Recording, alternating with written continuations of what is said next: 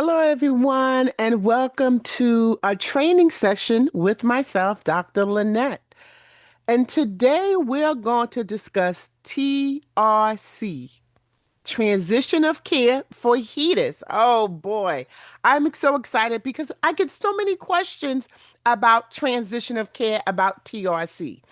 So I have a sample record. It's about 30 to 35 pages. So we're going to get right to it. But first, let's look at HEDIS measurement year 2025. Guys, we're doing measurement year of 2025. All right.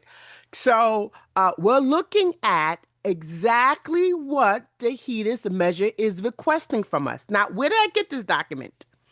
So if you go right to ncqa.org, because as you know, HEDIS is a registered trademark of NCQA.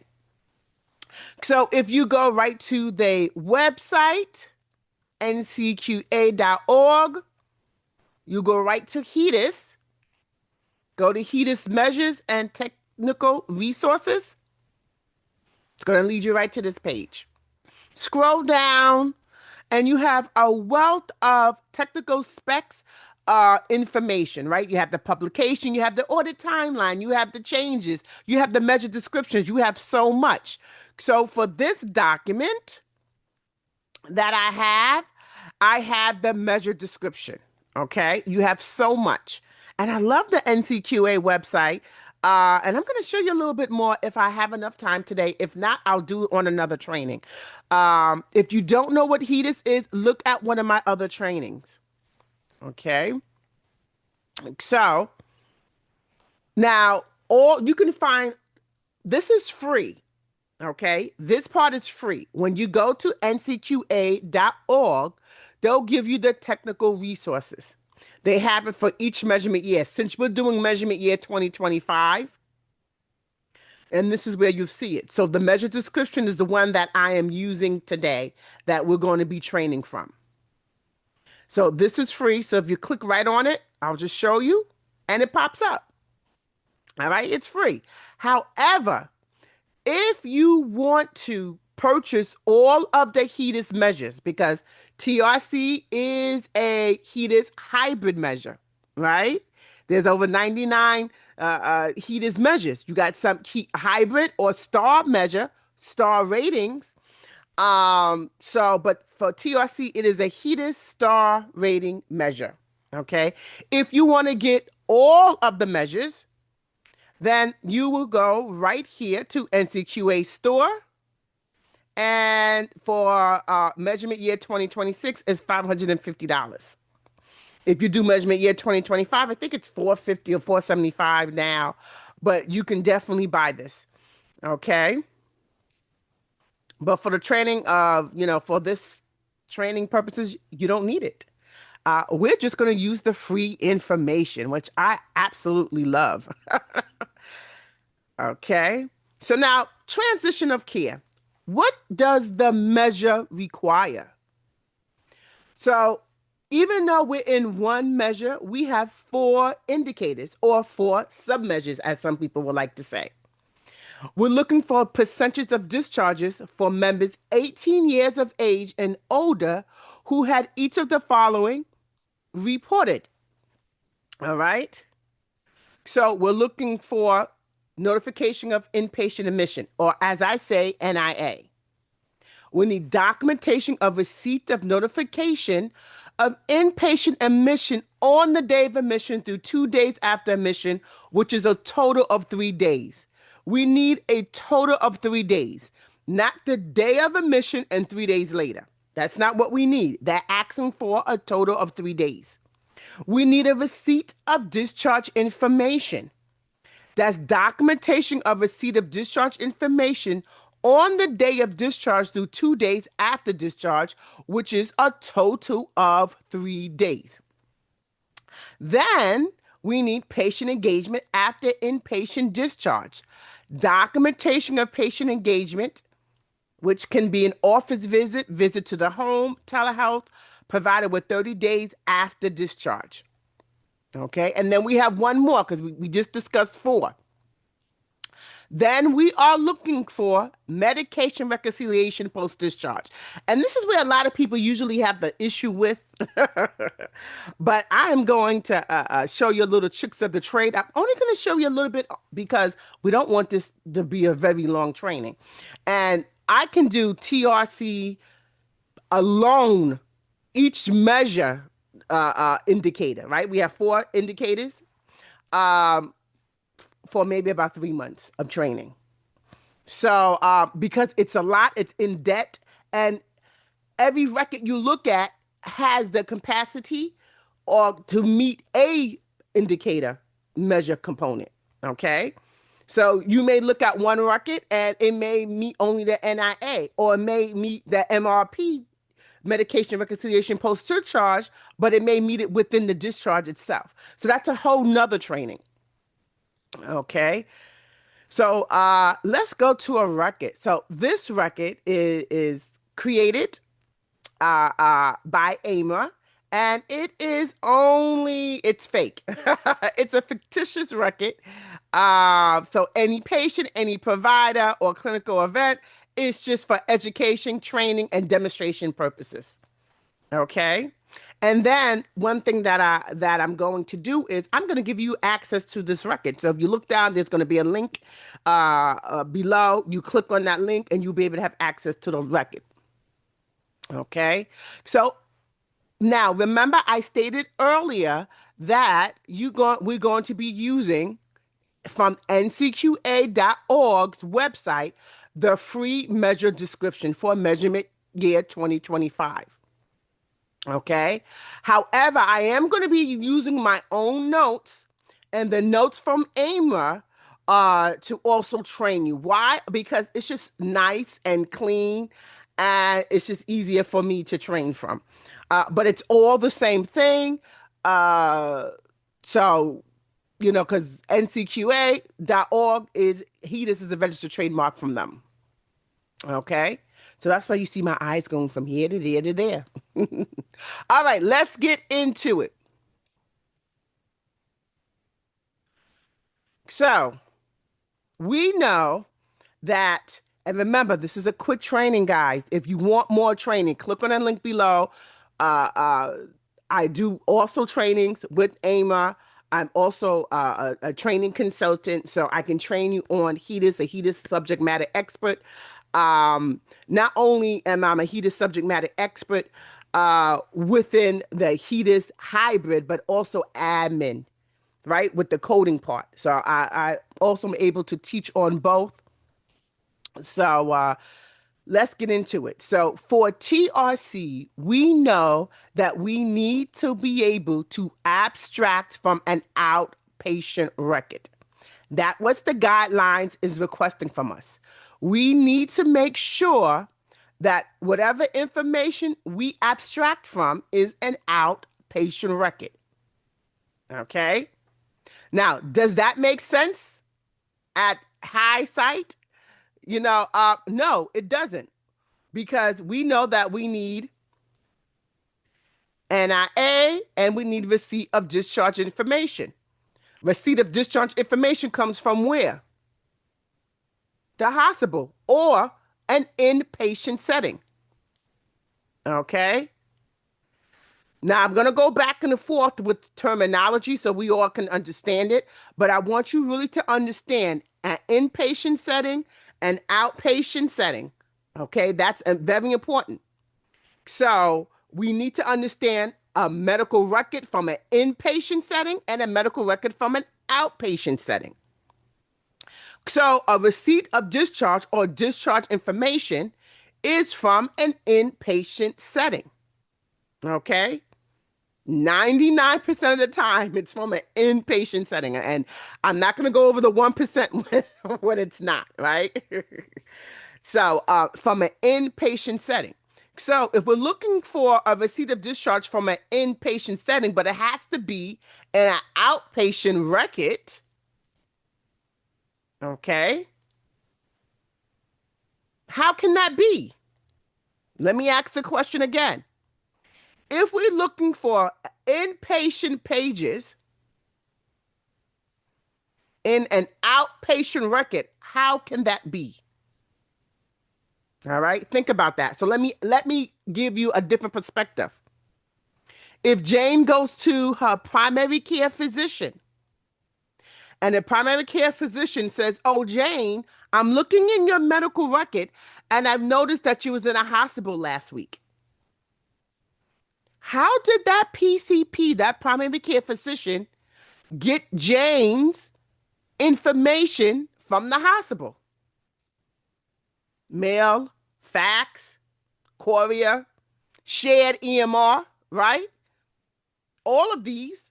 So once that hospital provided that PCP with that information, with Jane's inpatient pages or inpatient record, now it's now in Jane's outpatient record, right?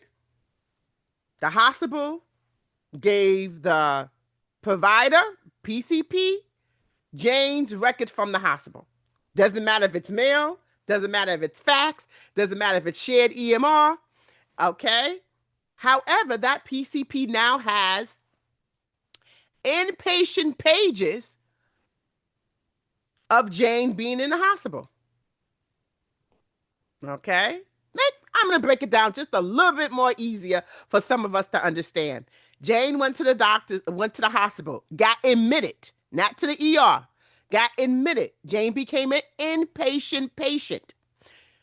Discharge says follow up with your PCP within 3 days, as it tells all of us.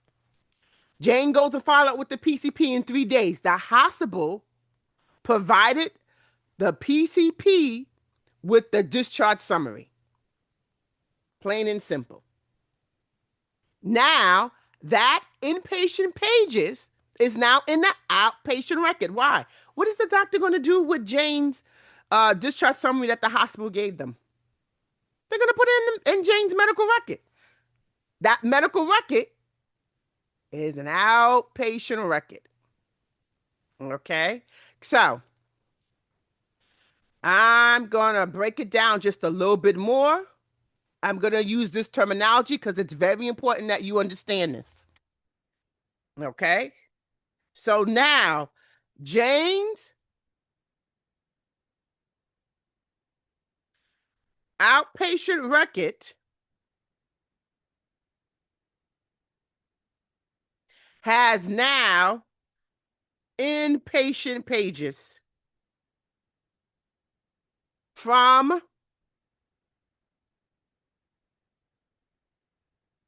the hospital,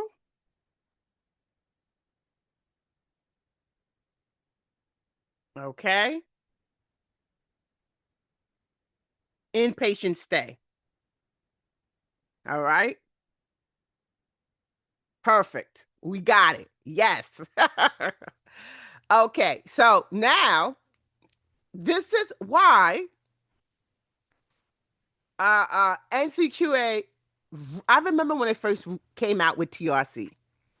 All right. So TRC, even though it has to be maybe about 7 or 8 years. I'll say 7 to 9 years. But I remember when it first came out, everyone was like, "Oh, we don't know how to do this." But what are we looking for?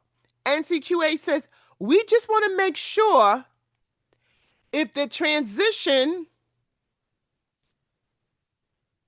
of care is being performed. When the patient leaves an inpatient stay, who's following up with them? Who's doing the following up?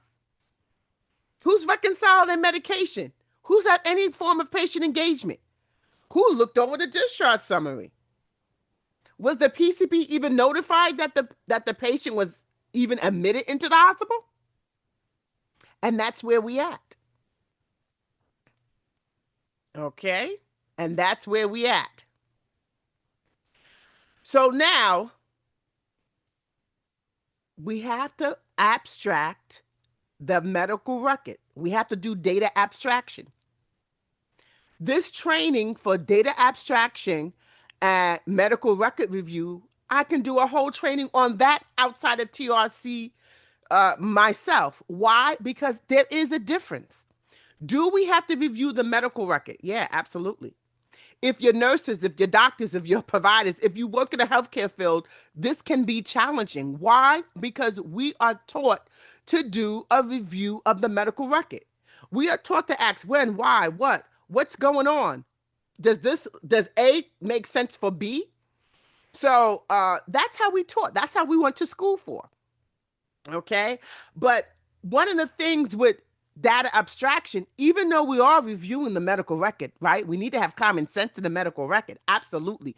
But he just says, I want you to abstract this and only this for this measure, for this indicator. That's what I want you to abstract. Okay. So if it doesn't meet the guidelines or what some of us call specs, okay, then it can't meet. One of the things in the medical record is that we have to have the identifiers. All right, you have to have those identifiers. So another thing that we need to make sure it's in the right measurement year. Why? What does the guideline says? We're looking right at it. The guideline says right here, the percentage of discharged members of 18 years of age and older who had each of the following, then we can report these four. So in order for these members to be in the eligible population, right, we need them to be in the eligible population. That's what we need them to be. In order for being the eligible population, they got to meet this. They got to be 18 years or older. And what else? What else for them to be in the eligible population? Right? We do got some stuff that they have to meet on the health insurance plan. That is in all of the guidelines and specs from NCQA. So absolutely. And that book, if you're, you understand HEDIS and you're in a little higher level, you're in the management, you know exactly what they need to do. If you're working with data analytics with HEDIS, you know exactly what they need to meet.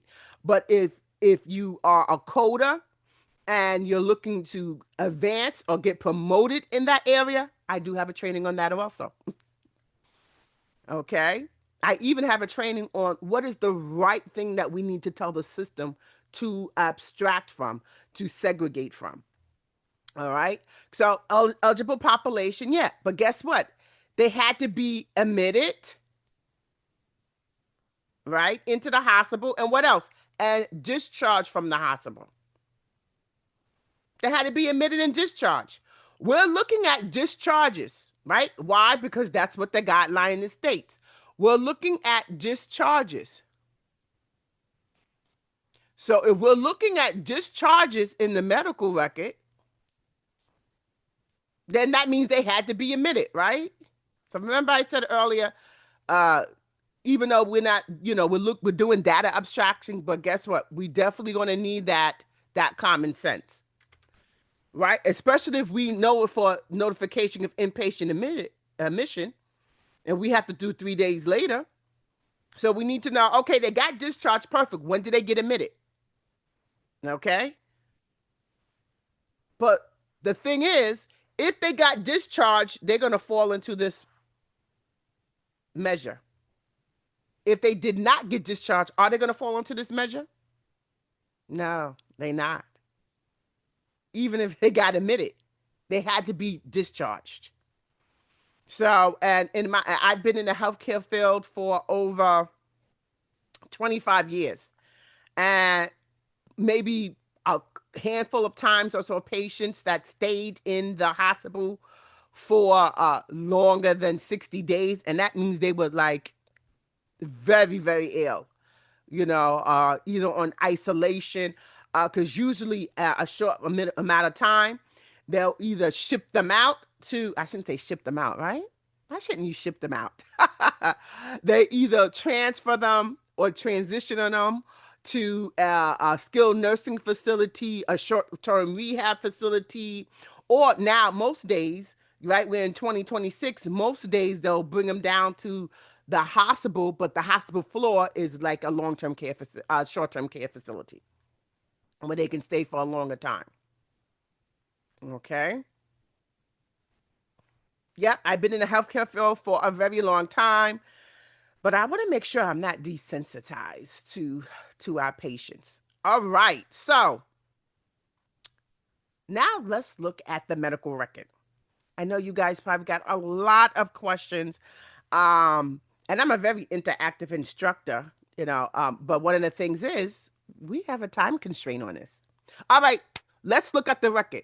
Remember, let me just bring up my note so you can see my notes a little bit, my little guide, my little book that I've created.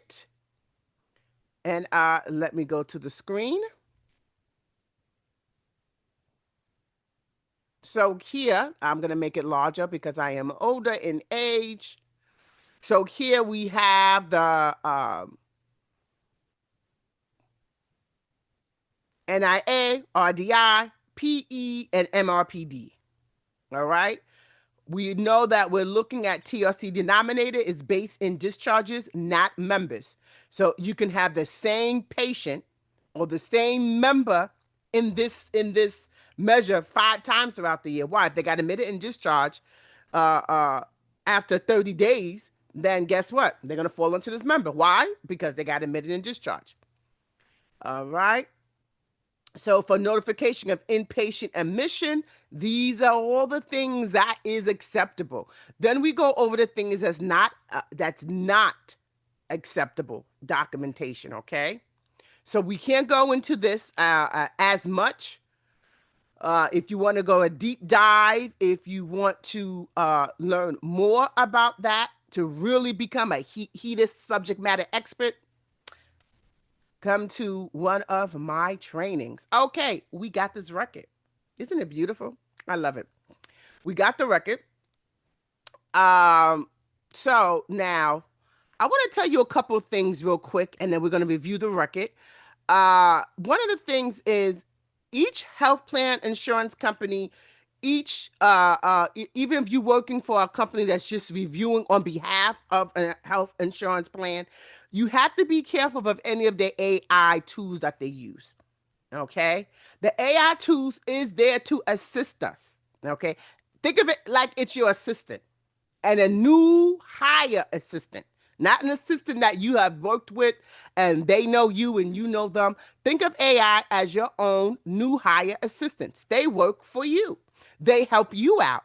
However, if something is not right, guess who gets in trouble? You do. Because if you in management or the boss, you are held accountable, right? That's how you have to treat any of the AI assistant tools. So some health plans have AI assistance tools that will verify the date, that will verify the name on every page. And the health plan or the company will tell you, you don't have to check to make sure that the patient's name is the same on every page. We already got AI doing that. And you're like, okay, great. But if you submit a record and saying that it's compliant, it's a hit, and you have different patients or members' names in that record, guess who they come to? They come to you. So just remember that AI is there to assist you, but you have and hold full accountability. All right. So that's very important. I want to say that because when I have staff, it's like, what AI said, they said that it could check all the names. So we have John Doe. So now for John Doe, for right now, we are just going to verify 3 things. What is the first thing? Is all 35 pages belongs to John Doe with a date of birth of January 15, 1987. Does all pages belong to John Doe with a date of birth of January 15, 1987? That is our first thing we're doing. So we have 35 pages, and guess what? We're going to review all 35 pages very quickly. We're looking for 3 things here for identifiers. 3 things for identifiers. John Doe, date of birth, and medical record number. Now, the company will give you in the admin or in their own software, they will tell you what they're looking for. So let me just bring it right up here. So they will tell you the patient John Doe. They will give you the date of birth. It's from their software. Date of birth. And they may give you the medical record number.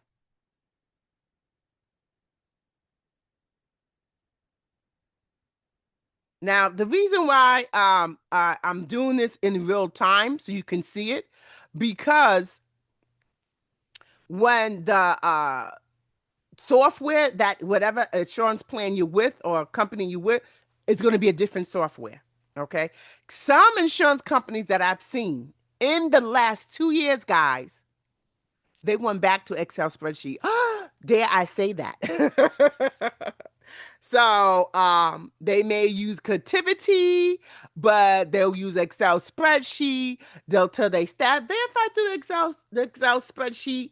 Identify yes or no. Then go to Creativity. Then then you'll be able to locate the medical record and then pull the medical record from my file database and then review it.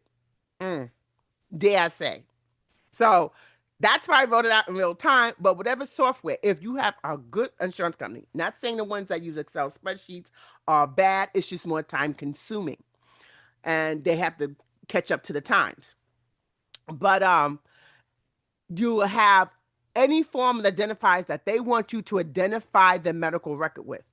All right. And if you want to know the most common used identifiers, definitely, come to any of my other trainings. All right. So we can look for three things, right? Patients, date of birth, a medical record number, the three things for identifiers, not the three things in the whole entire record. Okay? So we're going to scroll real quickly.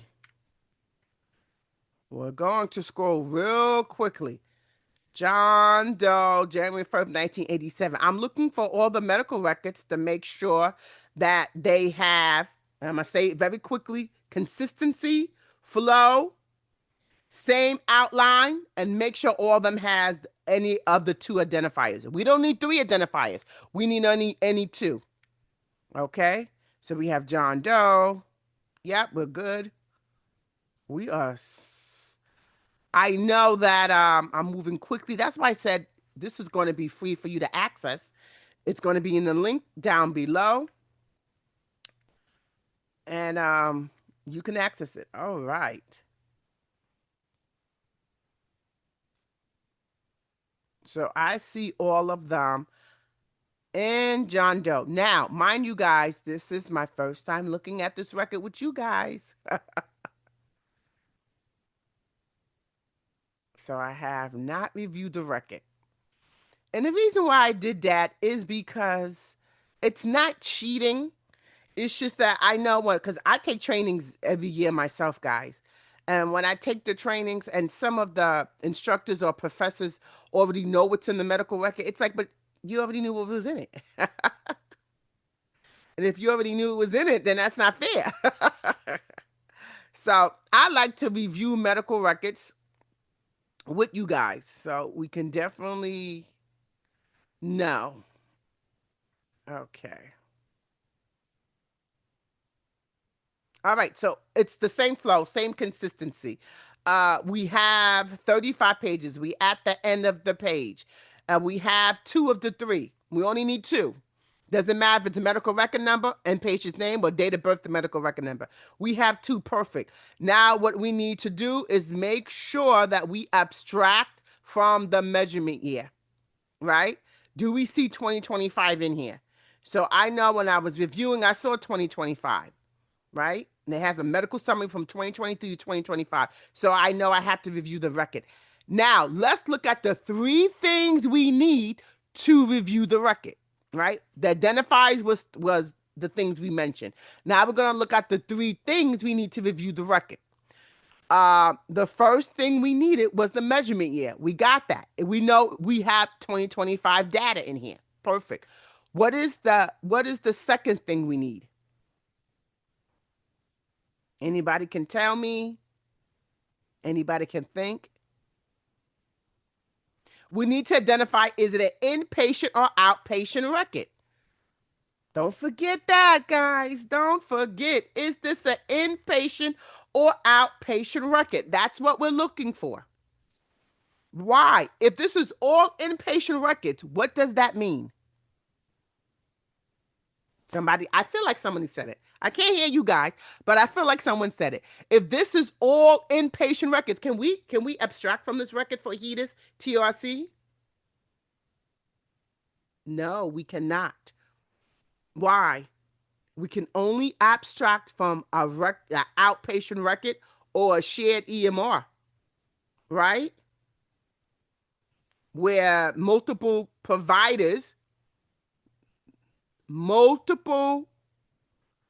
different specialty providers have access to the EMR. All right? Multiple different specialty providers, outpatient and inpatient providers has access. So, for instance, if a patient gets admitted into the hospital and they have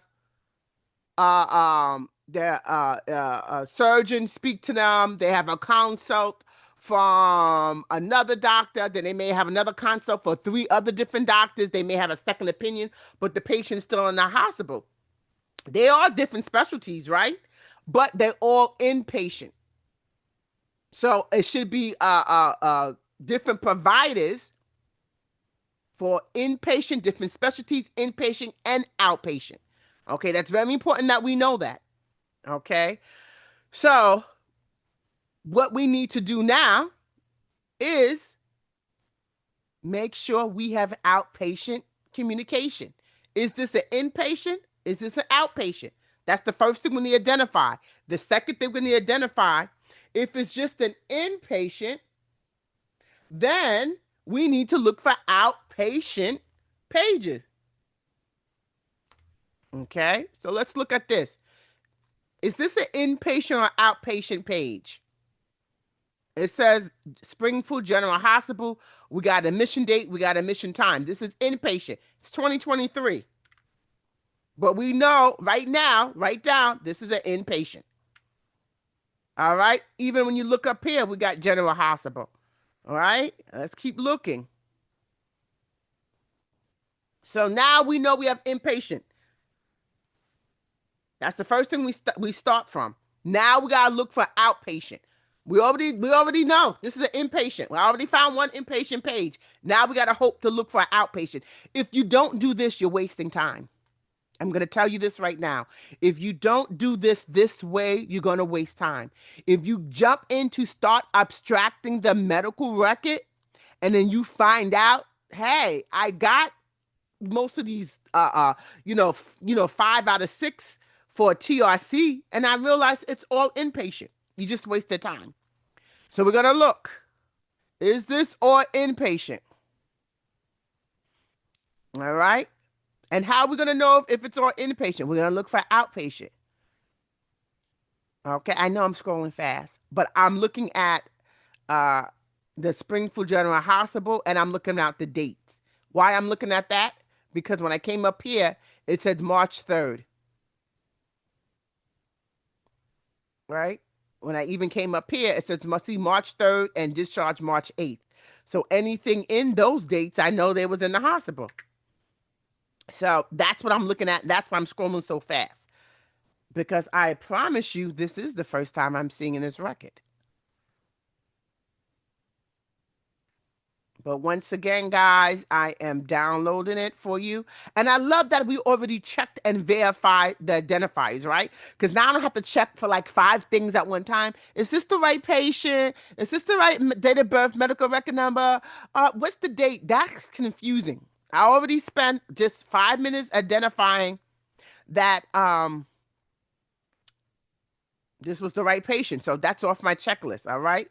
So you see I'm only looking at the dates, and it's 2023. We're in measurement year 2025. So how would we know what we're looking for? Great answer. Great answer. Your software system will provide you with with the admit date and the discharge date. But right now, we're just looking to see if there's any outpatient pages. Because it doesn't matter what date we're looking for. We're not up to that section yet. Remember, there's 3 things. We're still on tab 2. We're not looking for the dates because if we can't find an outpatient page, uh-oh, that's a different date. Let's go back up. If we can't find an outpatient page, then we can't abstract this no matter what date it is because it has to be from an outpatient record. Okay, that's January 22.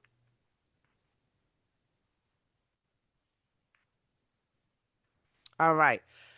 So page 29, and usually I have my little paper, so I just put page 29.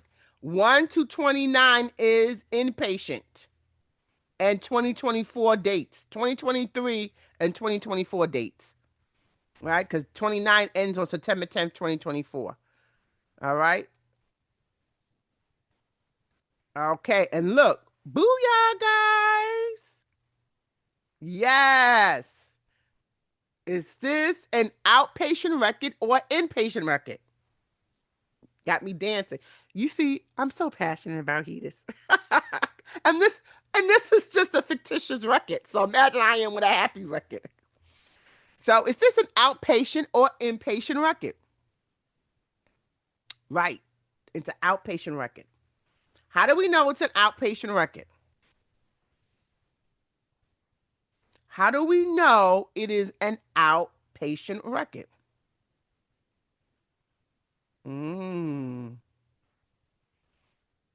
Let you guys think on that.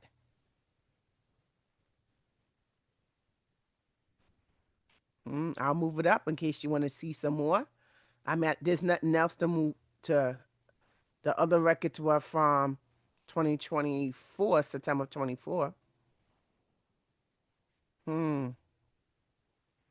How do you know this is an outpatient record?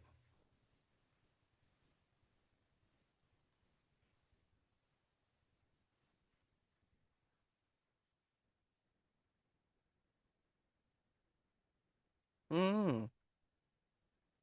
Okay. Right. Because we have an outpatient page and inpatient. Right? We have outpatient and inpatient. All right. So can we abstract from this record? Yes, for TRC. Yes, we can. All right. Let me ask you again. Why can we abstract from this record? Why can we abstract from this record? Because it meets the criteria so far. Okay. It meets the criteria so far. All right. So now we can start looking into the software data that the insurance company or whoever organization you're working for has told us. They said that this patient was admitted on, I'm just going to move it up. They said this patient was admitted on January 18th, 2025, and discharged on January 20th, 2025. Okay? So, what do we need to look for? We need to look for notification of inpatient admission. Okay? We need to look for notification of inpatient admission. So that means, let's go back for NIA. Let me just take this off and we're going to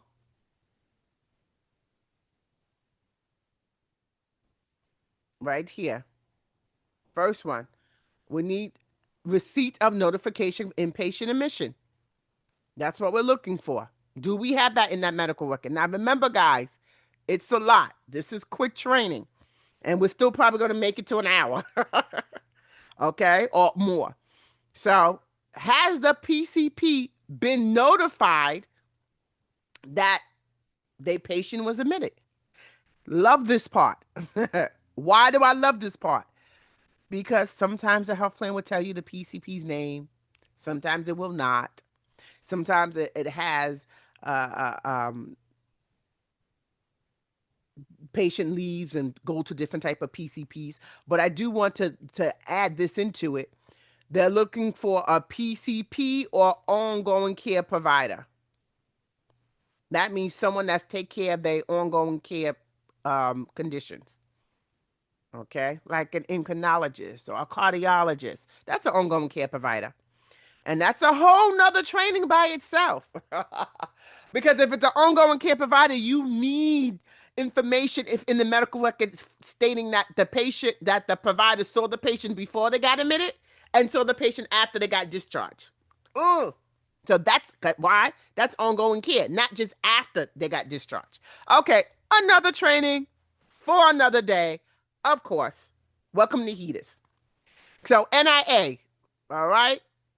So we're looking for what? 18, 19, 20. Look at the dates, guys. Don't get confused. Why are we looking for 18, 19, 20? If we need the day of admission, 18, and 2 days after, 19, 20. That's all we're looking for. So that means, guess what? We only got 5 pages to look for.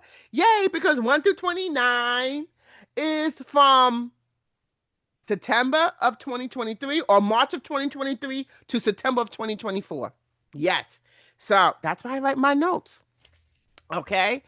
So now we're looking for 18, 19, 20. This is right here. This is 22 of January. I'm just looking at the dates. This is 22.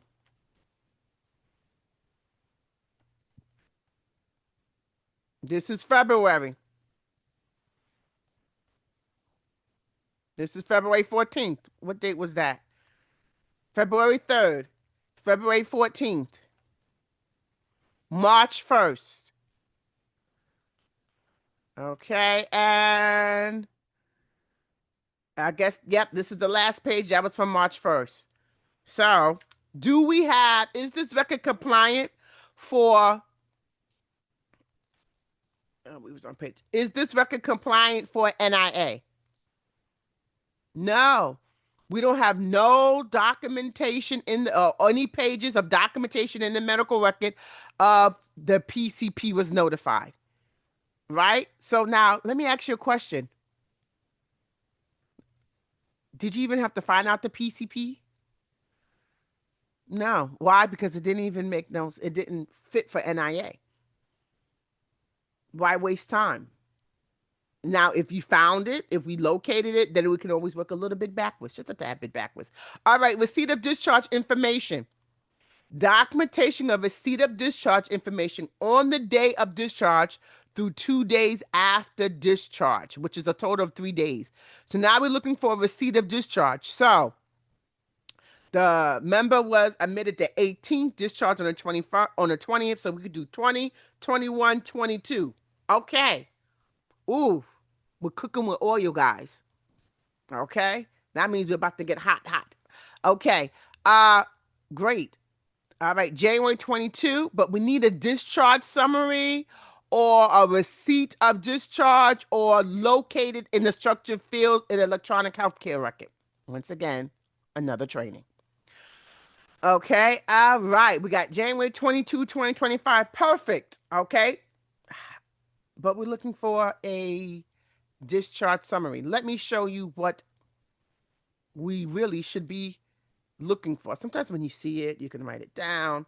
Okay, write this down, guys. We need either a discharge summary of care record, or located in the structured fields. That's what we need for receipt of discharge. Okay? Once we find it, we need to abstract all of these, all 6. Right. We need to abstract all 6. Yes. Absolutely. Yes, we do. Okay. And who tell us to abstract it? Why do we have to do it that way? Who is telling us to do this? It is. I'm ringing the bell. NCQA. That is, they got, this is they tech, this is what they telling us in the specs. This is what we have to do. Okay? This is what we have to do. This is what we're going to abstract from. So I am not a NCQA representative or a sponsor of NCQA. I mean, if NCQA wants to pay me to do this, I will love it. But go buy their book, especially if you want to be a heated subject matter expert. Okay. If you don't buy their book, come take a training with me. Okay. All right. So they was discharged on what? What day? Okay. So we have January 18th. All right. The system has taken away my text boxes. All right. Let me put them back up here. So we have the admit date. It was 1/18/2025. And we have the discharge date. Let's hope I'm spelling discharge right, because I've told you I have worked in the healthcare field for only 25 years. So if you know anything about those who work in the healthcare field, we do not know how to spell. And we write crazy. So even if we do know how to spell, you won't be able to read it. Okay. So we're looking for the mid date and the discharge date. So we're looking for discharge summary. All right. It needs to be in a discharge summary. So, however, even though we have this date, yes, love it. But this is an outpatient visit record. Okay. So, oh, I think I put this wrong. I think that the date was supposed to be, I don't know why this system removed it. Okay, hold on. Yeah, I put it wrong. It was the 20th, right? Yes. Thank you. Whoever put that out in the YouTube social media universe. Thank you about that. Okay. So the 18th and the 20th, but we need an outpatient record. I mean, we need an inpatient a summary of care in the outpatient record. This right here is an outpatient visit record. So let's just see if this is a summary of care. It does not look like it. Okay. They're here for chief complaint, diabetes. They diabetes follow-up. Okay. They got a review of systems. They got vital signs. They got a PE, physical exam. That's what PE stands for, current medication, assessment. Okay. So this is not a discharge summary. This is not a summary of care. This is not located in the structured fields in the EHR, electronic health record. All right, let's continue to look. Nope. Why? 3 days. 3 days for receipt of discharge. Right here. We're right here. 3 days. So let's keep on looking. That's February 3rd, February 14th, March 1st. So this is keep going up. So now, so is this a hit or non-compliant for RDI? Right, it's non-compliant. Red means it's no good. It's not compliant. We don't have a discharge summary or summary of care. We don't have that. All right. Let's move on to the next one. Patient engagement. After inpatient discharge, documentation of patient engagement. That means after the patient got discharged out of the hospital, was there any form of patient engagement? Love, love, love this one. When my staff comes to me and say, hey, I don't have any information, I can't find any record that they had any form of patient engagement, I always tell them go back. Out of all of the indicators underneath the TRC transition of care measure, this should be the easiest one to locate. Okay, patient engagement. All right. Why? Because it could be an office visit, a home visit, a telehealth visit, an aide, a nurse, home care, physical therapy, occupation therapy, any type of patient engagement. The only thing you need to make sure is that it is real-time interaction. Cannot be an email. It can't be the portal, right? Because no, these doctors now are doing portal. Not hating on you. Love that you're doing that. But it has to be real-time interaction, all right, for patient engagement. So let's look. Love it also because guess what? It's 30 days after discharge. Okay? 30 days after discharge. All right, so let's look over here. So they got discharged on the 20th. So, and this record, right? Is this record a hit for patient engagement? What you think? We got January 22, 2025. We got the right identifiers. We got in the right measurement yet. It's right within the admit and discharge date that they're requesting from. It's within the time frame of 30 days after discharge. We know there was patient engagement. How do we know there's patient engagement? How do we know it's real-time interaction? How do we know that? Okay, let's go back and look. There's a paragraph, chief complaint. Does that mean there's real-time interaction? No. Does this mean this is a real-time interaction?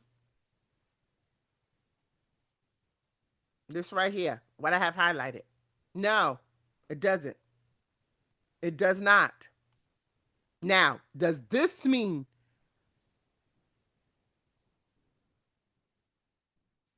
that there's a real-time interaction? It does.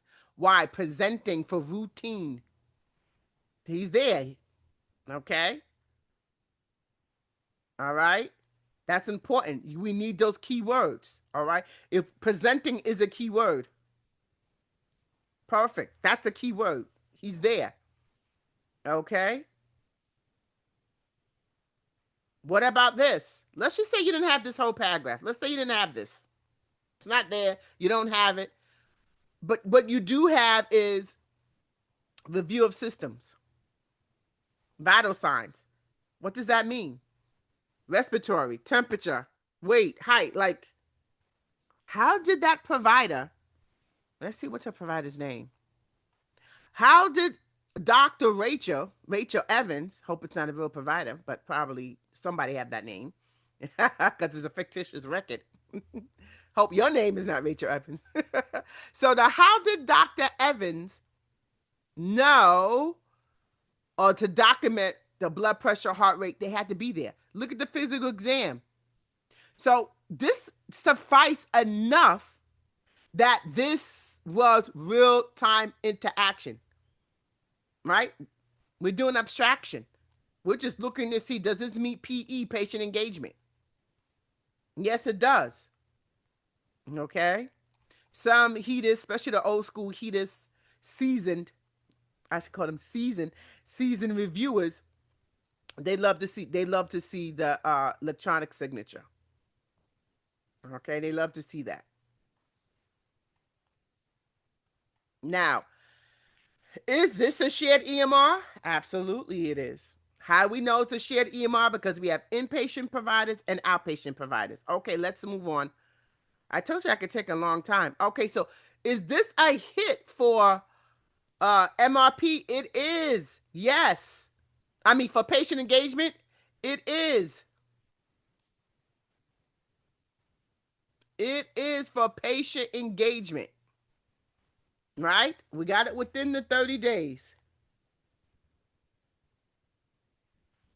Now, we got one more. Medication reconciliation post-discharge. Okay.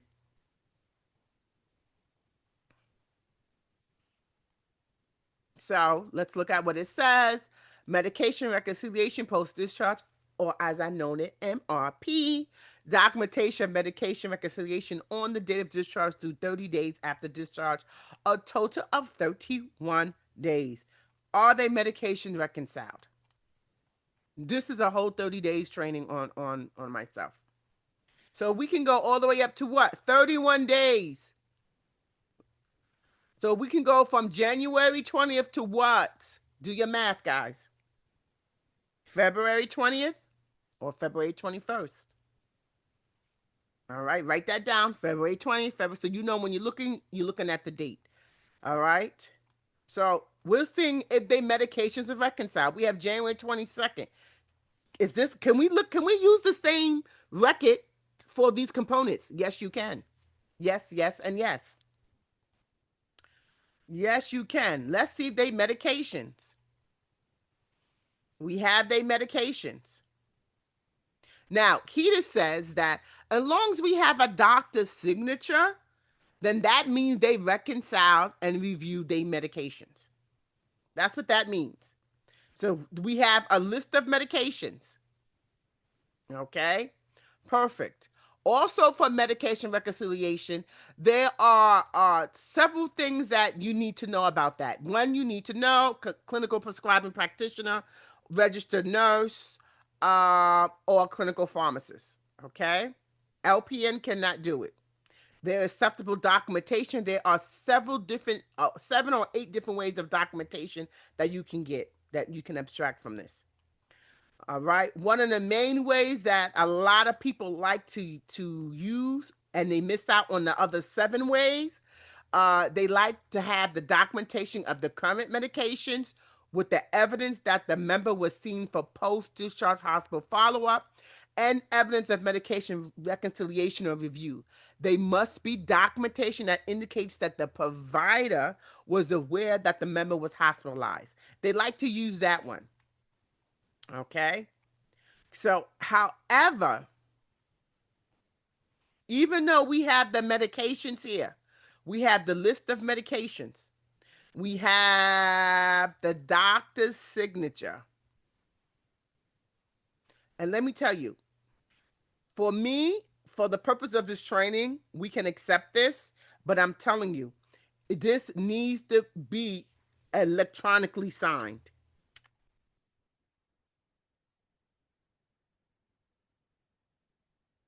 And then it should say Dr. Evans, or, whoever, whatever doctor. Okay.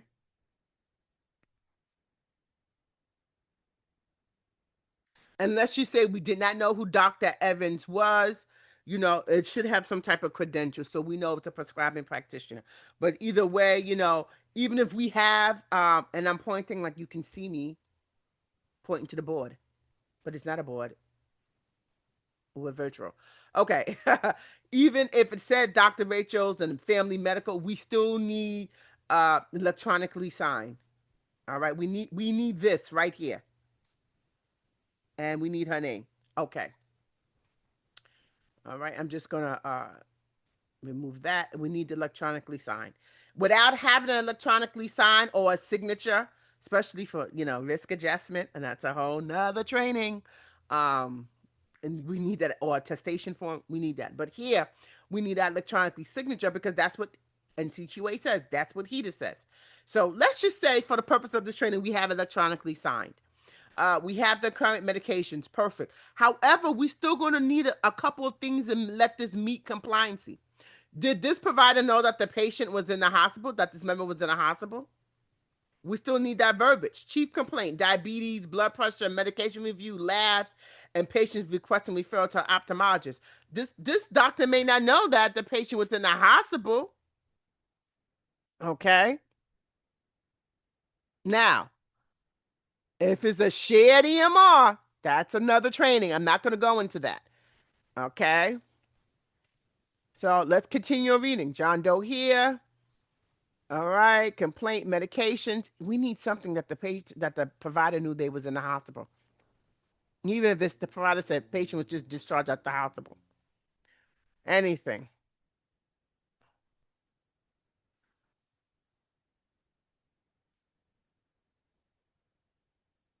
Okay. Nope, I don't see it. Plan, patient education. Nope. Nope, nope, nope, nope, nope, no. I don't see anything. Can we go down and continue looking at another record? Absolutely. Because we can go all the way up to what? Right. We can go all the way to in February. right? 31 days, a total of 31 days after discharge. Okay. So this is February 3rd. We need a list of medications. No, we don't even have a list of medications. Nope. And then we can't go to March. That's outside of 31 days. So guess what, guys? Oh no. The record is not compliant for MRP. So the record is not compliant for MRP. It's not compliant for receipt of discharge information, and it's not compliant for notification of inpatient record, of inpatient admission. The only thing, however, that it was compliant for was the patient engagement. Okay. So this has been a wonderful time that I spent with you guys. If you want more training, look at the links below. If you want to join any of our certification courses, classes, subject matter experts, look at the link. We have wonderful, wonderful instructors, wonderful teachers that's just as passionate as myself. So I thank you, and I will see you at the next training where we should be able to look at a compliant record for TRC, how to abstract more of it, and let's look at those complex records, right? So have a great day or night. Thank you again. Bye bye.